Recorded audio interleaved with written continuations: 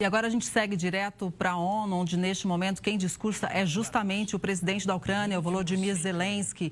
Certamente o discurso de Zelensky e também do presidente da Argentina, Javier Milei, são os mais esperados desta quarta-feira nessa Assembleia da ONU, que é uma Assembleia muito importante, afinal de contas marca os 80 anos da ONU. E a Sônia Souza está aqui com a gente. Sônia, bom dia com você. Muito bom dia, Kelly. Bom dia a todos que acompanham o Alerta Brasil. Vamos então acompanhar a tradução do presidente da Ucrânia, Volodymyr Zelensky. É necessária cooperação. Vossas Excelências sabem muito bem que a lei não funciona, o direito internacional não funciona, a menos que os poderosos que estejam prontos para definir seu funcionamento sem armas. Não há nenhuma iniciativa de segurança. Isso não é uma escolha dos ucranianos. E conhecendo o nosso povo, eles teriam escolhido uma prioridade diferente. Os ucranianos são um povo pacífico, mas são também um povo que quer viver em liberdade no seu próprio país, independente. É por isso que nós insistimos em defesa. Para o nosso país, não há simplesmente outra alternativa. Os países podem falar sobre o que defendem, mas mesmo durante a mortandade, não há uma única instituição internacional que pode acabar com o que está acontecendo. Isso mostra a fraqueza dessas instituições. Veja o Sudão, a Somália, a Palestina.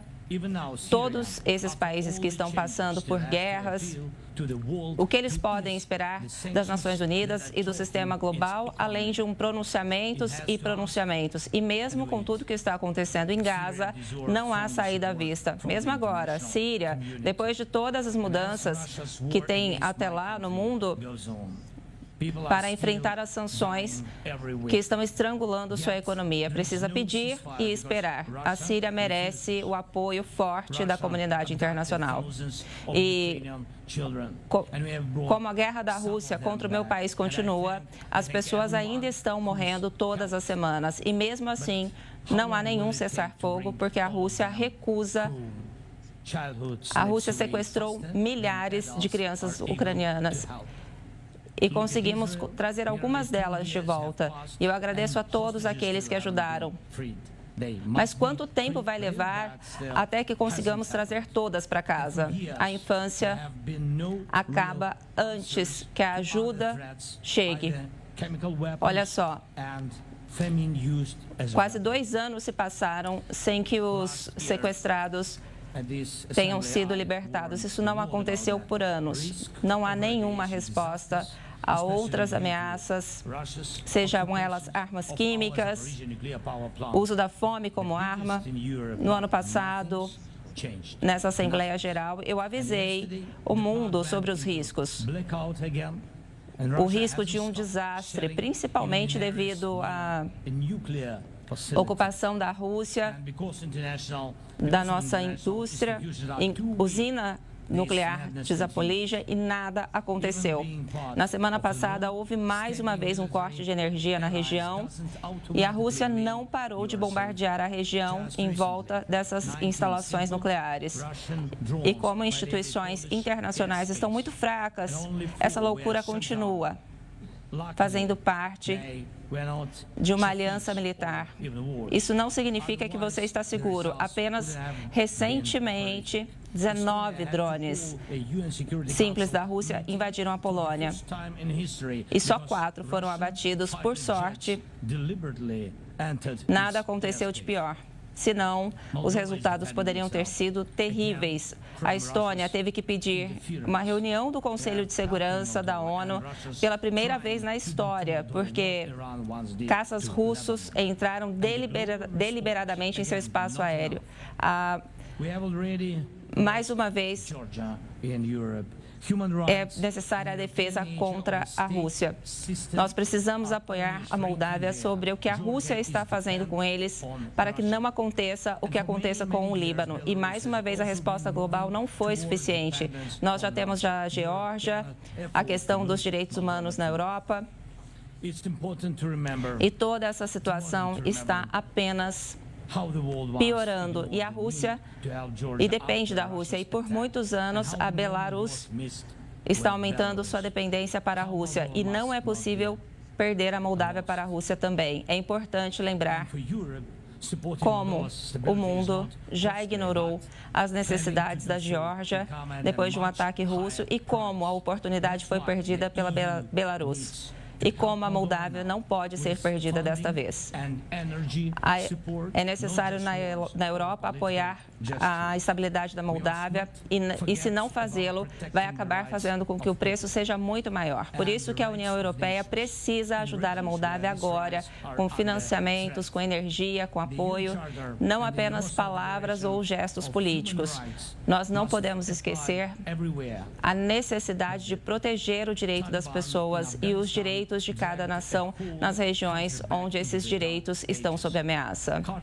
A Carta da ONU e a Declaração de Oslo sobre a Declaração Universal sobre os Direitos Humanos precisa ser aplicada em todo canto, mas o Talibã e o Afeganistão levou o país inteiro de volta para tempos sombrios. Em alguns países latino-americanos, os cartéis são mais poderosos que seus governos. Isso tudo tem a ver com o direito internacional e a fraqueza das instituições internacionais. Então, também tem a ver com o movimento de disseminação das armas. Excelências, ontem o presidente Trump esteve aqui, nesse mesmo auditório, e vamos lembrar que ele foi salvo de um atentado durante a campanha, depois de um tiro que passou apenas centímetros da sua orelha.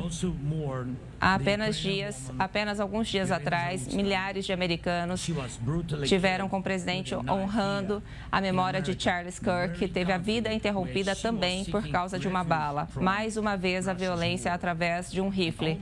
Mas também nós lamentamos a morte da ucraniana, que foi brutalmente morta aqui nos Estados Unidos, com exatamente o país onde ela buscou refúgio da guerra da Rússia. E quase todos os dias, quando nós vemos as notícias, nós vemos manchetes sobre ataques violentos acontecendo em todo o mundo. A maioria desses ataques feitos com armas.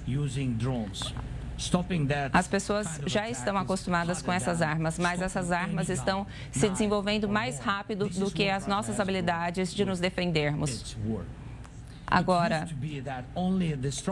as pessoas que sabem como matar profissionalmente usando drones, é necessário interromper esse tipo de ataque. E isso é mais difícil do que parar qualquer revólver, faca, e é isso que a Rússia trouxe com a sua guerra. Antigamente, só os países mais fortes podiam usar drones, que eram caros e complexos. Agora, até mesmo os drones bastante simples podem voar milhares de quilômetros. A guerra não tem mais a ver com geografia. Agora está sendo reformada, redesenhada. Recentemente, aeroportos da Europa tiveram que ser fechados por causa de ataques hacker, por causa de drones. As autoridades não sabiam nem dizer de onde estavam vindo esses drones. Na semana passada, a Coreia do Norte testou um novo drone que pode levar as armas táticas, ou seja, até países com recursos limitados podem construir armas que são perigosas para seus vizinhos. A Ucrânia e países como a Arábia Saudita sabem muito bem como os drones iranianos de ataque são perigosos. E hoje em dia, esses ataques com drones estão à disposição até mesmo de cartéis e outros criminosos. E o mundo está se mexendo muito devagar para se proteger. E as armas estão avançando muito rapidamente. Agora, há companhias que estão trabalhando no desenvolvimento de drones que podem abater outros drones. É uma questão de tempo até que haja guerras de drones, atacando infraestruturas, atacando pessoas de forma independente, sem a participação de humanos, apenas aqueles que controlam sistemas de inteligência artificial. Caros líderes, estamos passando agora pela pior corrida armamentista da história humana. E esses tempos incluem também a inteligência artificial. E se não há nenhuma garantia de segurança,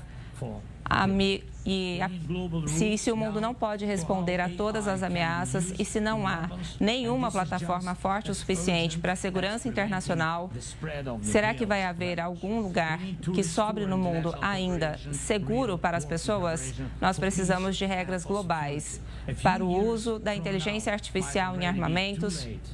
E isso é tão urgente quanto prevenir a disseminação das armas nucleares. Nós precisamos restaurar a cooperação internacional, que de fato trabalhe pela paz e pela segurança. Daqui a alguns anos, pode ser tarde demais. Há 10 anos, as guerras pareciam diferentes. Ninguém podia pensar que drones baratos poderiam criar zonas de morte em áreas que podem avançar por milhares de quilômetros, onde não pode haver vida, veículos, nada. As pessoas poderiam imaginar que isso só poderia acontecer depois de um ataque nuclear. Agora é a realidade dos drones. Drones produzidos em massa, bastante simples e ainda assim a inteligência artificial. A Ucrânia não tem os grandes mísseis que as ditaduras adoram mostrar em paradas, mas tem sim drones que podem voar 2.000, 3.000 quilômetros. Não tínhamos outra escolha senão construí-los para proteger o nosso direito à vida. Com o controle do mar, antigamente dependia de uma grande frota naval. A Ucrânia não tem essa frota, mas ao mesmo tempo nós conseguimos fazer o Mar Negro repelir o avanço dos russos com drones marítimos também. É assim que nós protegemos nossos portos, nosso comércio marítimo, porque a Rússia não nos deixou outra escolha. E essa operação, com drones baratos, conseguimos acabar com muitos bombardeios caríssimos da Rússia. E isso ficou um exemplo sobre o que essas novas armas podem fazer em relação a sistemas antigos. Esses bombardeios russos atacaram nossas cidades e nada disso teria acontecido se o Putin não tivesse começado essa agressão em larga escala, essa guerra em larga escala. E a cada ano que essa guerra continua acontecendo, as armas ficam ainda mais letais. E é claro que a Rússia precisa ser culpada por isso, meus caros líderes. Para proteger as vidas, a Ucrânia teve que construir hospitais e escolas subterrâneas para proteger vidas. Temos que gastar mais para proteger usinas de energia, as áreas, proteger as áreas e as infraestruturas de ataques de drones. As fazendas, agricultores ucranianos estão aprendendo a proteger seus equipamentos dos ataques de drones. E para eles o desafio é ainda maior do que a mudança climática. A guerra da Rússia nos colocou nessa situação. Será que vocês têm a proteção em relação a ameaças parecidas? Ou, de fato, temos que acabar com essa guerra agora e também acabar com a corrida armamentista. É mais barato do que construir toda essa infraestrutura crítica subterrânea depois. E parar Putin agora é mais barato do que tentar proteger cada porto, cada navio de drones terroristas pelo mar. Parar a Rússia agora é mais barato do que ficar se perguntando quem terá força para criar um drone tão simples que possa carregar uma ogiva nuclear. Então, nós precisamos usar tudo o que temos juntos para forçar o agressor a parar. E só então nós teremos uma chance real de que essa corrida armamentista não acabe em uma catástrofe para todos nós. Se serão necessárias armas para isso, se precisar ser feita pressão sobre a Rússia, ela precisa ser feita e ser feita agora. Senão, Putin vai continuar levando o mundo adiante e mais profundamente para a situação. E nós dizemos isso antes. A Rússia é apenas a primeira. E agora, drones russos estão voando pela Europa e há operações russas também se espalhando por outros países. E Putin quer continuar essa guerra ao expandi-la e ninguém pode se sentir seguro nesse momento. E por isso, nós estamos construindo uma nova arquitetura de segurança para nós mesmos. E muitos países são parte. Temos agora 20 parceiros que estão nos ajudando numa coalizão para construir mais armas e reforçar a nossa defesa de um jeito que pode virar um modelo de segurança para qualquer país. A insegurança que funciona para a Ucrânia pode funcionar para outros países também, pode acontecer com eles. E será importante fazer com que a segurança nacional não seja o privilégio de algumas nações, mas um direito de todos. Em segundo lugar, nós estamos querendo que as nossas armas sejam a sua segurança moderna e, por isso, vamos abrir nossas exportações de armas. São sistemas poderosos, testados numa guerra real, onde todas as instituições internacionais falharam. E nós estamos também prontos para aumentar a nossa produção de armas para que os nossos parceiros se protejam de uma forma mais confiável. Não é necessário começar essa corrida do zero. Nós estamos prontos para defender o que já se provou ser eficiente durante a guerra. E mesmo assim, ainda há tantas pessoas. Vejam quantos países estão aqui nesta Assembleia Geral, países que estão em guerra ou que acabaram de sair de guerra ou que estão tentando interromper uma guerra. Nós precisamos saber que há muitos que estão prontos para começar uma guerra.